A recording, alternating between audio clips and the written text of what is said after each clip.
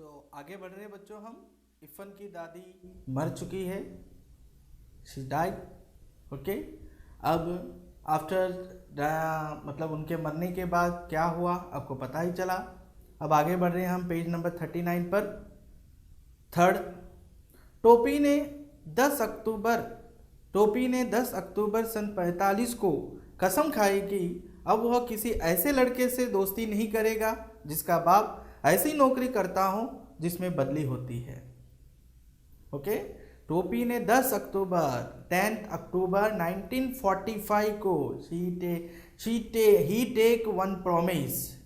Okay, done with promise क्या कि वह ऐसे बच्चे से, ओके ना, ऐसे चाइल्ड से एक तरह से फ्रेंडशिप नहीं करेगा हुज फादर ऑलवेज क्या करते हैं, ट्रांसफ़र होता है। 10 अक्टूबर सन 45 का यूँ तो कोई महत्व नहीं, परंतु टोपी के आत्म इतिहास में इस तारीख का बहुत महत्व है। इन टोपीज लाइफ, ओके ना, यह तारीख, यह डेट इज़ वेरी इम्पोर्टेंट जो है प्लेस रखती है, क्योंकि इसी तारीख को इफ़न के पिता बदली पर मुरादाबाद चले गए।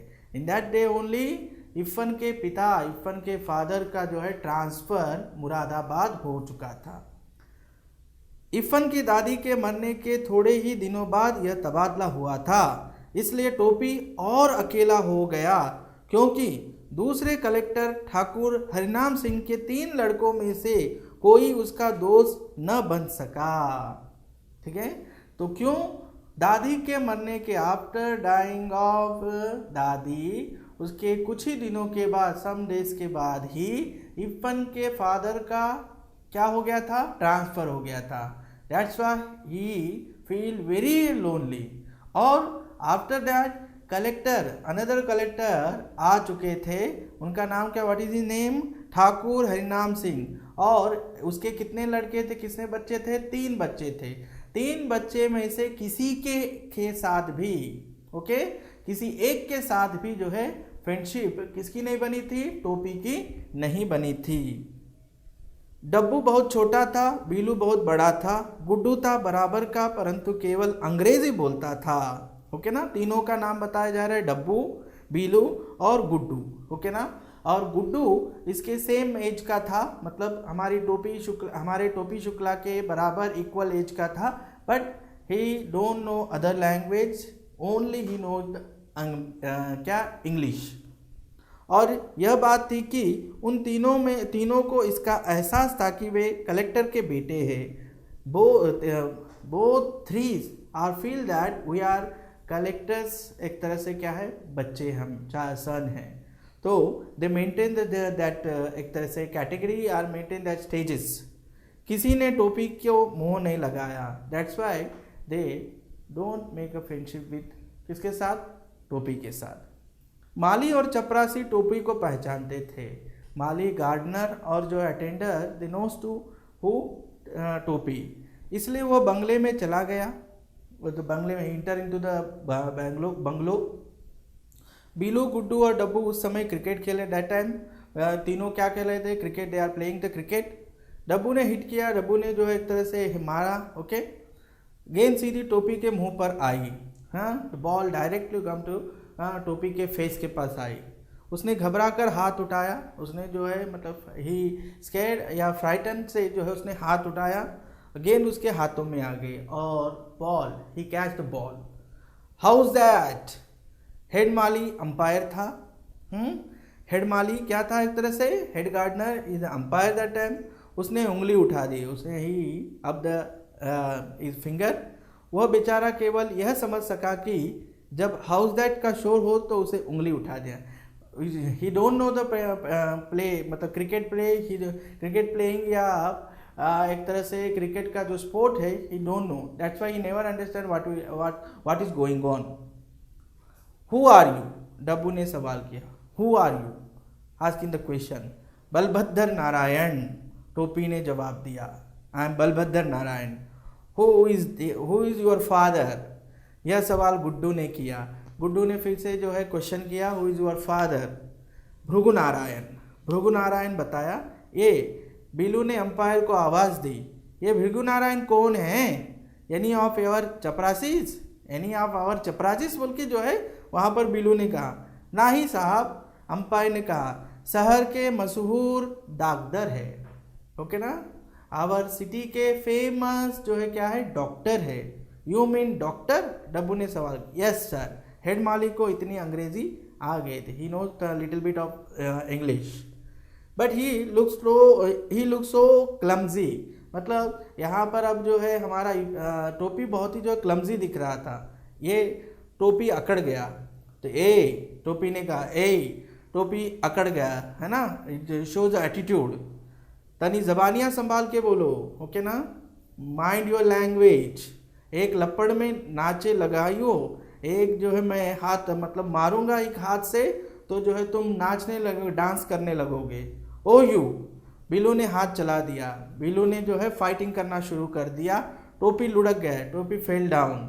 फिर वो गालियाँ बकता हुआ उठा, हाँ, तो बैड वर्ड्स बोलते हुए वो जो है उठा, परंतु हेड माली बीच में आ गया।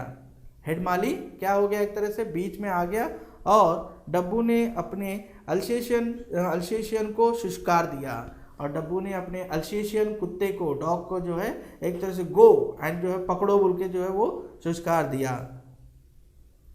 पेट में 7 चुईयाँ भूकी तो टोपी के होश ठिकाने आए।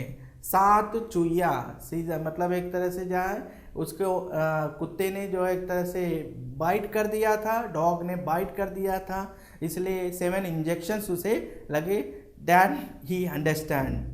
और फिर उसने कलेक्टर साहब के बंगले का रुकने के, after that he never goes to that collector bungalow.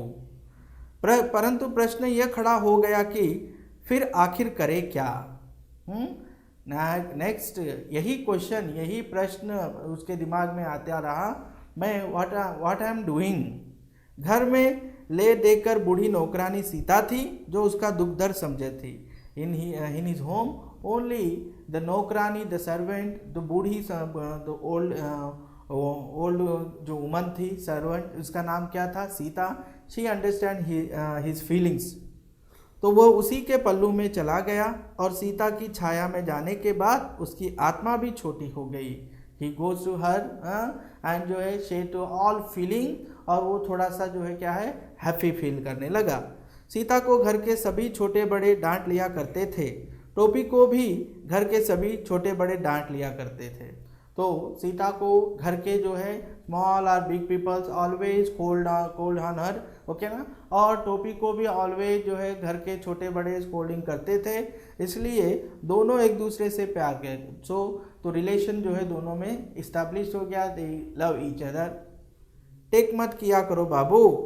एक रात जब मुन्नी बाबू और भैरव का दाज करने पर बराबरी करने पर वह बहुत पीटा तो सीता ने उसे अपनी कोठरी में ले जाकर समझाना शुरू किया। वन डे वह जो है वो एक तरह से इक्वालिटी वहाँ पर एक तरह डिस्कशन किया उसने अपने माँ के साथ है ना, मदर के साथ। तो उस दिन भी उसको जो है उसका बीटिंग हुआ था, इसलिए वो उस दिन फिर वो अपने कमरे में, मतलब सीता जो है अपने कमरे में अपने रूम में उसे लेकर गई और सब कुछ जो है समझाने लगी। बात यह हुई कि जाड़ों के दिन थे, विंटर सीजन था। मुन्नी बाबू के लिए कोट का नया कपड़ा आया। मुन्नी बाबू के लिए कोट का जो है न्यू क्लोथ आया। भैरव के लिए भी नया कोट आया, न्यू कोट आ गया। टोपी को मुन्नी बाबू का कोट मिला। टोपी को जो है क्या है, ओल्ड पुराना कोट मिला। कोट बिल्कुल नया था, मुन्नी बाबू को पसंद नहीं आया था। कोट इज न्यू, है ना, that waistcoat is new, but टोपी को वो पसंद नहीं आया था। ही डिड नॉट जो है सेलेक्ट किया था उसने। फिर भी बना तो था ही उन्हीं के लिए, मतलब मुन्नी बाबू को वो पसंद नहीं आया था। बना तो किसके लिए था वो, फ्रॉम हु विथ पर्पस जो है उसको जो एक तरह से स्टिचिंग हुआ था वो मुन्नी बाबू के लिए ही, but he did not like that coat. फिर बना तो उन्हीं के लिए था। तो उतरन टोपी ने वह कोट उसी वक्त दूसरी नौकरानी केतकी के बेटे को दे दिया। इन द सिचुएशन तुरंत वह जो है वास्कोट उसने किसको दे दिया, अपनी दूसरी अदर जो एक तरह से नौकरानी सर्वेंट थी उसके बेटे को दे दिया। वो खुश हो गया। तो नौकरानी सर्वेंट का जो बेटा था, सन था, ही फील वेरी हैप्पी। नौकरानी के बच्चे को दे दी जाने वाली चीज़ वापस तो नहीं ली जा सकती। After giving to the servant sons never back to again ना, दैट्स वाई, इसलिए ये तय हुआ कि टोपी जाड़ा खाए। इसलिए ऑल आर डिसाइडेड दैट कि विंटर सीजन में इसके लिए कोई कोट नहीं आएगा, हम जाड़ा ओड़ा ना खाएंगे, भात खाएंगे, टोपी ने कहा। तो वी आर नॉट, हम जाड़ा ओड़ा नहीं खाएंगे, मैं तो भात मतलब राइस खाऊंगा, तुम तो जूते खाओगे, तुम तो क्या है एक तरह से जूते, शूज से जो है तुम्हें मतलब you are beaten, you are beating with मतलब हम लोग तुम्हें जो बीट करेंगे, सुभद्रा देवी बोली। हाँ, आपको ही ना मालूम कि जूता खाया ना जात पहना जाता है। तो उसने अपने रॉन्ग मतलब एक तरह से बैक आंसर दिया है अपने दादी को। क्या किया कि जूते shoes we are not eaten, we क्या करते हैं एक तरह से हम पैरों में मतलब पाँव में हम लेग्स में उसको जो है क्या वेयर करते हैं। दादी से बदतमीजी करते हो, बदतमीजी करते हो, है ना, मतलब बैक आंसर देते हो, मुन्नी बाबू ने बिगड़ कर कहा। तब तो कहा हम इनकी पूजा करें, क्या हम इनको जो पूजा करें? फिर क्या था, दादी ने आसमान सिर पर उठा लिया। अब पूरे तरह से चिल्लाने लगी दादी बहुत एंग्री में आ गई और उसने जो है पूरा आसमान सिर पर उठा लिया। राम दुलारी ने उसे पीटना शुरू किया। Again mother beating him. तो 10वीं में पहुंच गई बाढ़, सीता ने कहा you are going in 10th class. तो दादी से टर्राव के तना का चाहिए, किनो को तोहार दादी न बड़ी, तो तुम्हें दादी के साथ तो इस तरह का व्यवहार, don't behave this like to your dadi because you are going to in 10th class, okay, और that is not suitable for you. बोल के किसने कहा? ये राम दुलारी, उसकी माता ने कहा।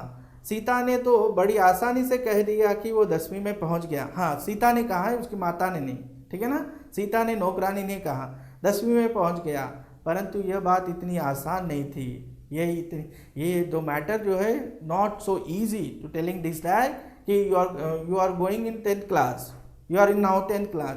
10वें में पहुंचने के लिए उसे बड़े पापड़ बेलने पड़े फॉर 10th क्लास के लिए, ओके ना, उसे बड़े पापड़, so much of hard work he done. 2 साल तो वो फेल ही हुआ, 2 years वो जो है क्या हुआ था, फेल हुआ था। 90 में तो वो सन 49 में ही पहुंच गया था, 1949 में ही वो 9th क्लास में पहुंच गया था, ओके।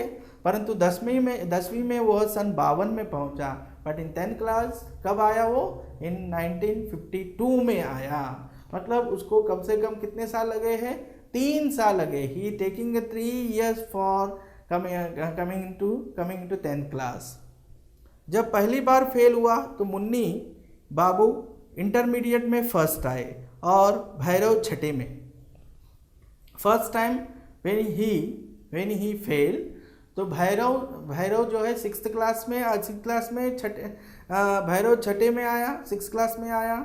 और जो मुन्नी बाबू है, बड़े भाई है, वो एक तरह से इंटरमीडिएट में फर्स्ट क्लास में पास हुआ था। सारे घर ने उसे जबान की नोक पर रख लिया, बहुत रो गया। सब लोगों ने उसको स्कोल्डिंग, सब लोगों ने उसको डांटना शुरू किया, है ना, बहुत रोई, क्राई सो मच। बात यह नहीं थी कि वो गाउदी था, ओके ना, वी आर नॉट अंडरस्टैंड, मतलब वी डोंट फील दैट कि वो गाउदी, ही इज वेरी, क्या कहते हैं हम, मूर्ख था, इडियट था, या फिर जो है not so much of intelligent था, या ही डोंट हैव ब्रेन, या he dull student, you don't think like बोल के बता रहे हैं। वो काफ़ी तेज था, ही वेरी शार्प, परंतु उसे कोई पढ़ने नहीं देता। बट नो वन कैन, मतलब हमेशा उसके जो है क्या है, स्टडीज़ में हमेशा उसको डिस्टर्बेंस ज़्यादा होता था। वो जब पढ़ने बैठता तो मुन्नी बाबू को कोई काम निकल आता, या राम दुलारी को कोई ऐसी चीज़ मंगवानी पड़ जाती जो नौकरों से नहीं मंगवाई जा सकती थी। यह सब कुछ न होता तो पता चलता कि भैरव ने उसकी कापियों के हवाई जहाज उड़ा डाले। Whenever you want to sit for studies, all are giving some works. What is the example they given? Munni बाबू कोई ना कोई जो है काम देते थे, माँ उसे जो है ऐसी चीज़ है ना, ऐसी थिंग मंगवाती जो नौकरों के द्वारा न मंगवाई जाती थी। फिर जब तक वो जो है he came back from that work, तो भैरव क्या करता था, उनके कापियों के, उनके नोटबुक के सारे जो है क्या है वो पेपर एक तरह से पेपर प्लेन बनाकर उड़ाते रहता था। दूसरे साल उसे टाइफाइड हो गया, सेकेंड ईयर में, this is the first year, second year में उसको टाइफाइड हो गया था। तीसरे साल वो थर्ड डिवीजन में पास हुआ था, तीसरे साल में थर्ड ईयर में वो थर्ड डिवीजन में पास हुआ था। यह थर्ड डिवीजन कलंक के टीके की तरह उसके माथे से चिपक गया, वन टाइप ऑफ जो है क्या बैड नेम के जैसे जो है उसको चिपक गया, पेस्ट हो गया। परंतु हमें उसकी मुश्किलों को भी ध्यान में रखना चाहिए। But we concentrate his problems also, we concentrate on his problems also, what he facing, what type of problems he facing, we look after that. सन 49 में वो अपने साथियों के साथ था, 1949 में वो अपने साथियों के साथ, अपने मित्रों के, अपने फ्रेंड्स के साथ, अपने क्लासमेट्स के साथ था, वो फेल हो गया, ही फेल। साथी आगे निकल गए, साथी मतलब उसके friends are going step forward, वह रह गया, बट ही बैक। सन 50 में उसे उसी दर्जे में उन लड़कों के साथ बैठना पड़ा जो पिछले साल 8वें में थे। तो those who are in 8th class, they are coming in 9th class and he failed in 9th class, so उनके साथ ही उसे 8th क्लास के स्टूडेंट जो 9th क्लास में आए थे उनके साथ ही उसे बैठना पड़ा। इन दैट ओल्ड एज में क्या था, एक तरह से अभी now the situation will change, क्योंकि हम 9th क्लास में भी फेल हो जाते तो 10th क्लास में प्रमोट किया जाता है, बट दैट टाइम नहीं हुआ था। If you are fail 1 class में, उसी क्लास में आपको फिर again you have to sit again and again write the exams, okay ना, होल ईयर आप लोग को फिर से जो है रिपीट करना पड़ता था इन सेम क्लास ओनली। तो यही बात किसके साथ हुई बच्चों, टोपी के साथ हुई है। अब हमारे इस टोपी को क्या हुआ था बच्चों कि फर्स्ट ईयर में, मतलब एक तरह से 9th क्लास के उस फर्स्ट ईयर में उसको बहुत ही डिस्टर्बेंस हुआ स्टडीज़ में, इसलिए वो ठीक तरह से स्टडीज़ नहीं कर सका और वो फेल्ड हो गया। सेकेंड ईयर में वह फिर से उसे टाइफाइड हो गया था और थर्ड ईयर में फिर वो थर्ड डिवीज़न में पास हो गया। ये तो सारे ठीक है, लेकिन वो 2 साल, मतलब 2 साल उसको जिन प्रॉब्लम्स को उसने फेस किया, हमें उसकी ओर भी लुक डालना चाहिए कहकर लेखक ने बताया कि उसे 8वीं कक्षा के बच्चों के साथ, 8th क्लास के स्टूडेंट्स के साथ 9th क्लास में अगेन जो है उनको बैठना पड़ा। तो जब भी क्लास में बैठता उसे अपना बैठना अजीब लगता। Whenever he sit in this class उसे जो है एक डिफरेंट जो है फील करता हो। उस पर सितम यह हुआ कि कमज़ोर लड़कों को मास्टर जी समझाते, उसकी मिसालें देते हैं, ओके ना, उस पर है ना, उसे तो जो है he feel so bad in that master, सारे टीचर जो है व्हेनेवर मतलब जो है एग्जाम्पल देना होता डल स्टूडेंट का या फेल स्टूडेंट का, दैट गिव्स द टोपी शुक्लास एग्जाम्पल, और कहते क्या मतलब है शाम अवतार या मोहम्मद अली बलभद्र की इस दर्जे में टिके रहना चाहते हो क्या। मतलब तो किसी को अगर जो है टीचर को डांटना होता है या कोई स्टूडेंट अगर जो है अच्छी तरह से स्टडीज नहीं कर रहा है, तो they give the example of इस बलभद्र नारायण का, मतलब टोपी शुक्ला का जो एग्जाम्पल देते थे। सी है ना, टोपी शुक्ला को सी करो, मतलब देखो कि he fail because of not study, you want also that type. तो इस तरह से एग्जाम्पल देने से उसे ही फील वेरी बैड। यह सुनकर सारा दर्जा हंस पड़ता था। Whole class will laugh. हंसने वाले वो होते हैं जो पिछले साल 8वें में थे, ओके ना। तो ये सारे कौन थे, ये सारे उसके क्लास के या उसके क्लासमेट नहीं थे, 8th क्लास के स्टूडेंट थे जो इसके साथ आ गया। दैट्स वाई वह किसी न किसी तरह इस साल को झेल गया। हाँ, कैसे भी हो, किसी न किसी तरह से जो है इस साल को जो है ये टेकिंग चैलेंज एंड उसको जो है उसने एक तरह से क्या कर लिया, कंटिन्यूसली लेकर पास हो गया। परंतु जब सन 51 में उसी दर्जे में बैठना पड़ा तो वो बिल्कुल ही गिली मिट्टी का लौंदा हो गया, क्योंकि अब तो 10वें में भी कोई उसका दोस्त नहीं रह गया। अगेन जो है 1951 में ही फेल मीन अब आगे उसके कोई भी फ्रेंड जो है 10th क्लास में भी नहीं थे। 8वें वाले 10वें में थे, 7वें वाले 7th क्लास के स्टूडेंट इसके साथ आ चुके थे। उनके बीच में वो अच्छा खासा बूढ़ा ही दिख रहा था। मतलब with compare with that students and 7th class students and 8th class student, he so much big दिखाई दे रहा था। वो अपने भरे पूरे घर की तरह अपने स्कूल में भी अकेला हो गया। घर में सारे लोग थे, so many peoples in his home, and school में भी जो है so many students and teachers थे, but in both places he feel lonely. मास्टरों ने उसका नोटिस लेना बिल्कुल ही छोड़ दिया था, but masters also they never notice him. कोई सवाल किया जाता और जवाब देने के लिए वो भी हाथ उठाता तो कोई मास्टर उसे जवाब न पूछता, है ना। कोई भी टीचर आस्किंग क्वेश्चन आस्क करते थे, if he want to give the answer, but teacher को जो है चांस नहीं देते थे, they didn't give the chance to him. तो उसका हाथ उठता ही रहा। तो एक दिन अंग्रेजी साहित्य के मास्टर ने कहा, 3 बरस यही किताब पढ़ रहे हो, from 3 years you studying this book only. तुम्हें तो सारे जबानी याद हो गए होंगे, ऑल क्वेश्चन एंड आंसर आपको जो है पूरी तरह से मगअप हो गए होंगे। इन लड़कों को अगले साल हाई स्कूल का इम्तिहान देना है, तुमसे पर साल पूछ लूँगा, तुम्हें पार साल पूछना, I will ask you next year, okay, that's why you never hands up you, okay. बस अब अपना हाथ मत उठाओ, ऐसे जो है उसको शेम फील करा देते थे।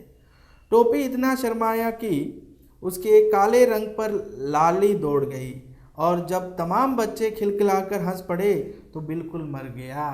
तो यह है शेम फील कराना, उसे वेरी बैड फील किया। जब वह पहली बार 90 में आया तो वह कभी इन्हीं बच्चों की तरह बिल्कुल बच्चा था। When first time he come in that class, मतलब 9th क्लास, वो भी उनके जैसा ही जो है एक तरह से चाइल्ड ही था। फिर उसी दिन अब्दुल वहीद ने रिसेज में वह तीर मारा कि टोपी बिल्कुल बिलबिला उठा। वहीद क्लास का सबसे तेज लड़का था, मॉनिटर भी था, और सबसे बड़ी बात यह है कि वो लाल तेल वाले डॉक्टर शरफुद्दीन का बेटा था। तो तीर मार दिया, वो जो है क्लास का मॉनिटर बन गया था वजीद अली। उसने कहा, बलभद्र, अबे तो हम लोगन में घुसता है, एथड़ वालन से दोस्ती कर, हम लोग तो निकल जाएंगे, बाकी तुम्हें तो इन्हीं सबन के साथ रहना है। मतलब वो मॉनिटर होने के साथ साथ इसको शेम फील करा रहा था, हम लोग तो वी आर तो going to next class, but you are same class में जो है तुम again next year also you are in same class. तो अगले नेक्स्ट ईयर आने वाले लोगों से साथ जो है तुम फ्रेंडशिप करो, हमारे साथ you don't friendship with us, बोल के ऐसा उसने एक तरह से वार्निंग दिया। यह बात टोपी के दिल में आर पार हो गई और उसने कसम खाई कि टाइफाइड हो या टाइफाइड का बाप, उसे पास होना है। इन दैट डे, मतलब that day only he decided that and take a promise to with him कि कुछ भी हुआ है, whatever it be situation, I will pass. मतलब मुझे जो है किसी भी तरह से जो है एग्ज़ाम पास करना है। परंतु बीच में चुनाव आ गए, मिडिल में जो है क्या इलेक्शन आ गए। डॉक्टर भृगुनारायण नीले तेल वाले खड़े हो गए थे, ओके ना, his father way stand for जो है क्या है इलेक्शन में स्टैंड हो गए थे। अब जिस घर में कोई चुनाव के लिए खड़ा हो उसमें कोई पढ़ लिख कैसे सकता है। तो जिस घर से, मतलब उनके होम से, इनके होम हाउस से जो है उनके पिता ही इलेक्शन के लिए जो है एक तरह से खड़े हुए थे, तो लोगों का आना जाना, people, so many peoples are coming and going, in that situation studies कैसे हो सकते हैं। वह तो जब डॉक्टर साहब की ज़मानत जब्त हो गई तब घर में ज़रा सन्नाटा हुआ और टोपी ने देखा कि इम्तिहान सिर पर खड़ा है। वह तो जब डॉक्टर साहब की ज़मानत जब्त हो गई तब घर में ज़रा, ज़मानत मतलब उन्होंने कुछ किया होगा, तो इसके लिए जो है उनको एक तरह से पुलिस वालों के कस्टडी से जो है उनको एक तरह से कैंसिल किया गया था। दैट्स वाई अब पूरे घर में जो है लोगों का आना बंद हो चुका था, घर में सन्नाटा छाया हुआ था। तब टोपी ने सोचा कि अब इम्तिहान आने वाले हैं, एग्ज़ाम्स आर कमिंग, क्या मुझे अभी जो है स्टार्ट करना चाहिए एग्ज़ाम्स के लिए। वह पढ़ाई में जुट गया, परंतु ऐसे वातावरण में कोई पढ़ सकता है, इसलिए उसका पास ही हो जाना बहुत था। इन दैट सिचुएशन वो पढ़ने के लिए बैठा, लेकिन जो है so much of problems is there, that's why वो फर्स्ट क्लास में या सेकेंड डिवीजन में नहीं, जस्ट पास हो गया। वाह, दादी बोली, भगवान नजरे बद से बचाए, रफ्तार अच्छी है, तीसरे दर्जे में तो पास हो गए।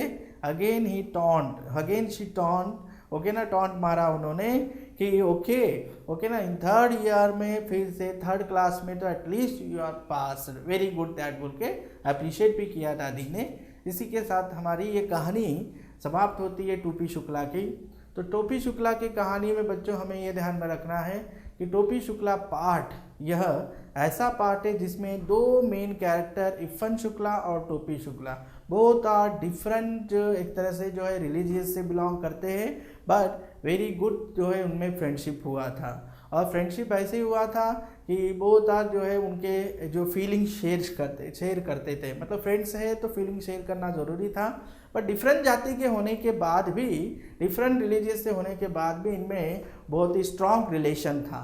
और स्ट्रॉन्ग रिलेशन मतलब दोस्ती, फ्रेंडशिप किसी जाति, किसी रिलीजियस या किसी जो है एक तरह से हम धर्म है ना, एक तरह से कास्ट को ध्यान में रख के नहीं किया जाता। That is the best example, that's for best example this lesson he, okay.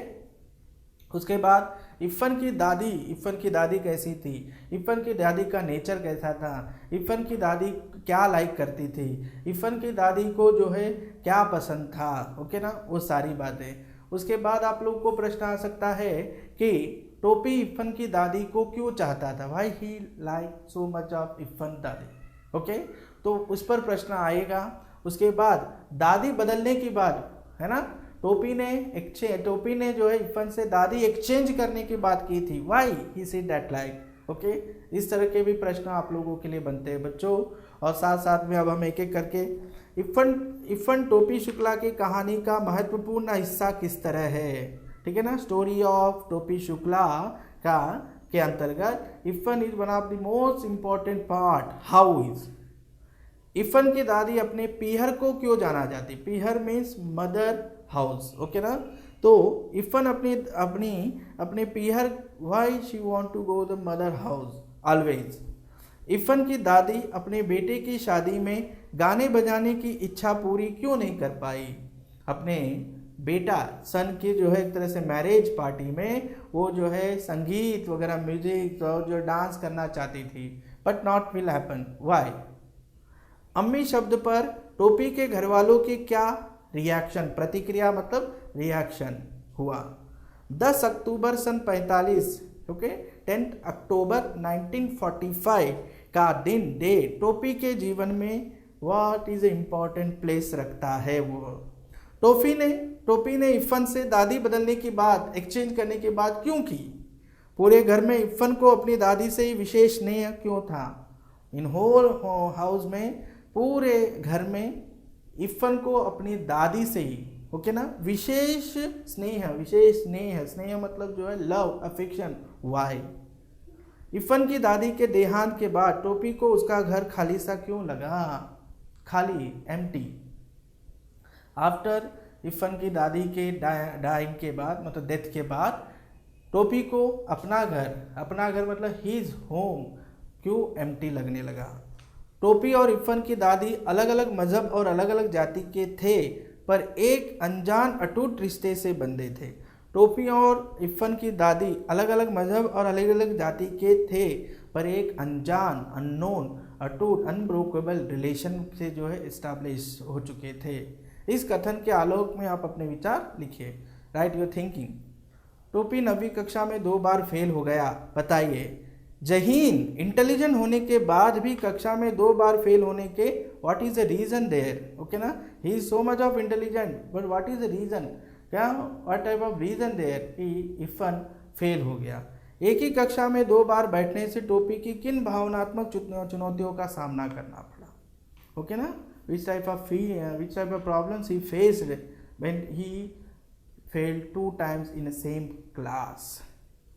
टोपी की भावात्मक परेशानियों को मद्देनजर रखते हुए शिक्षा व्यवस्था में आवश्यक बदलाव सुझाइए। देखिए that type of education in the old time के जो एजुकेशन सिस्टम था और नाउ डेज का एजुकेशन सिस्टम में both are difference is there, okay ना। उसमें एजुकेशन सिस्टम में what you want to changes you write your opinion. Iffan की दादी के मायके का घर कस्टोडियन में क्यों चला गया, इस पर आप लोग को प्रश्न। तो इस तरह से टोपी शुक्ला पाठ हमारा खत्म हुआ है बच्चों। आप लोगों को अच्छी तरह से तैयारी करनी है। धन्यवाद।